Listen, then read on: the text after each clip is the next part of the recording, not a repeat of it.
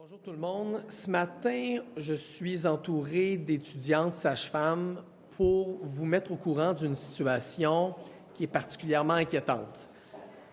Chaque année au Québec, il y a des dizaines de jeunes femmes qui s'engagent dans une formation pour devenir sage-femme. Un métier qui est important, un métier dont les bienfaits sur la santé et la sécurité des femmes sont reconnus. Ça fait 20 ans maintenant que c'est une pratique qui est légalisée. Ça fait 10 ans que c'est inclus dans la politique québécoise de périnatalité. Et pourtant, encore aujourd'hui, passer au travers de cette formation-là, c'est un défi. Pourquoi? Parce que c'est une formation qui nécessite plusieurs centaines d'heures de stage et pourtant, ces stages-là ne sont pas rémunérés. Concrètement, on parle de plus de 2300 heures de stage que font les étudiantes en pratique sage-femme, et ces 2300 heures-là ne sont pas rémunérées.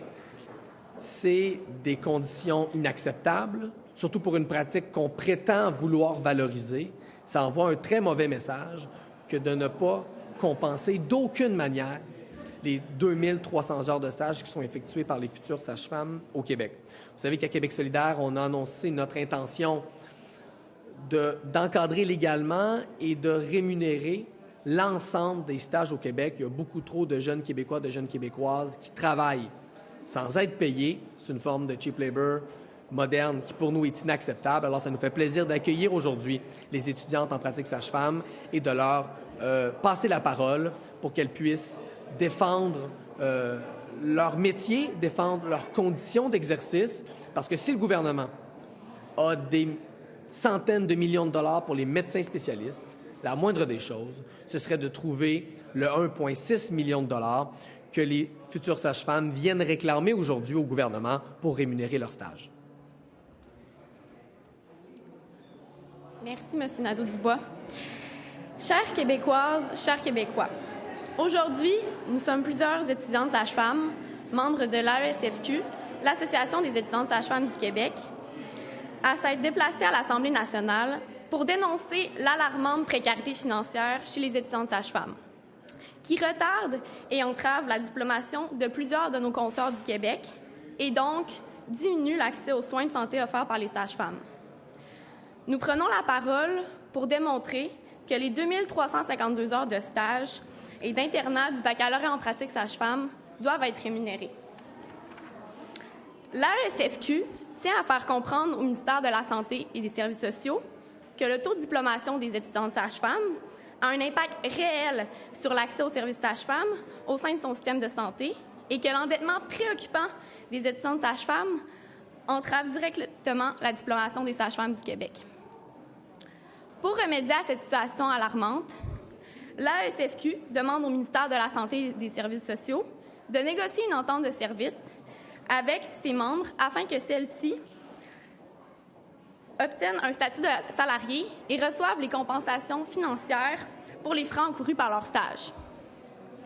Maintenant, laissez-moi vous illustrer pourquoi il est dans l'intérêt de toutes et tous que le travail des étudiantes sages-femmes québécoises soit reconnu à sa juste valeur. Premièrement, un statut de salarié permettrait aux femmes et aux personnes qui veulent obtenir le titre de sage-femme de voir leur intégrité protégée en stage, notamment à travers les différents programmes de la CNESST.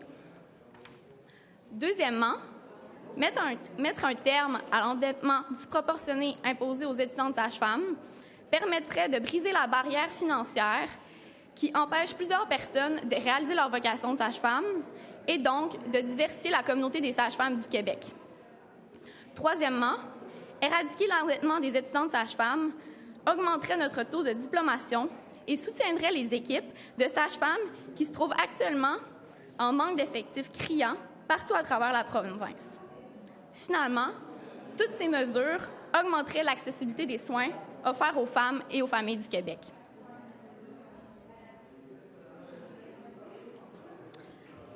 Alors, bonjour.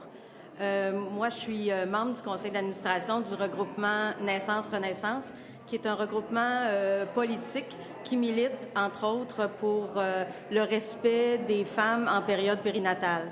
Je suis ici pour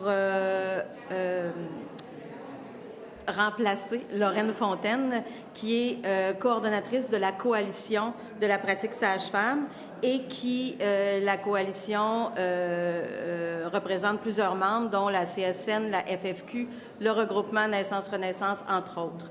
Donc, voici les propos que Lorraine Fontaine aurait voulu vous dire.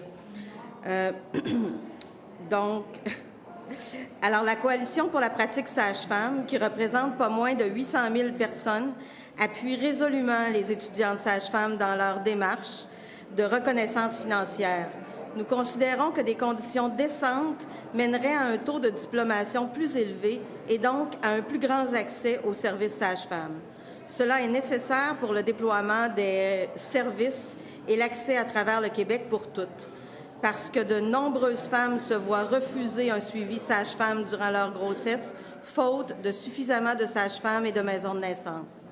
Le déploiement des services promis dans la politique de périnatalité 2008-2018 du gouvernement libéral est loin d'être atteint.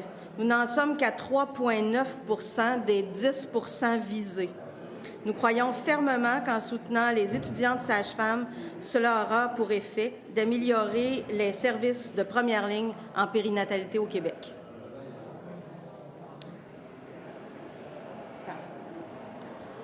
Je vais maintenant vous partager un extrait de mon parcours personnel comme étudiante sage-femme et des éléments qui ont contribué à mon endettement grandissant. Donc, je suis étudiante interne sage-femme, c'est-à-dire en dernière année de ma formation. Et j'ai tout comme les résidents en médecine de famille qui font des suivis de grossesse, j'ai la responsabilité clinique entière des couples que je suis. À travers ma formation, à travers les 4 ans et demi de pratique, j'ai dû déménager ma famille et mes enfants à plusieurs reprises pour suivre les exigences de la formation. Je suis partie de Montréal pour aller à Trois-Rivières, le seul endroit où la formation se donne. Je suis retournée à Montréal pour être en stage. Ma famille et moi, on s'est établis à Sherbrooke pour être en stage aussi. Puis j'ai dû retourner à Montréal. Et comme je ne voulais pas bouleverser l'entièreté de ma famille, j'ai payé un 2e loyer entièrement à mes frais. Il n'y a pas de compensation financière offerte par la baccalauréat, ni par le programme d'aide financière aux études.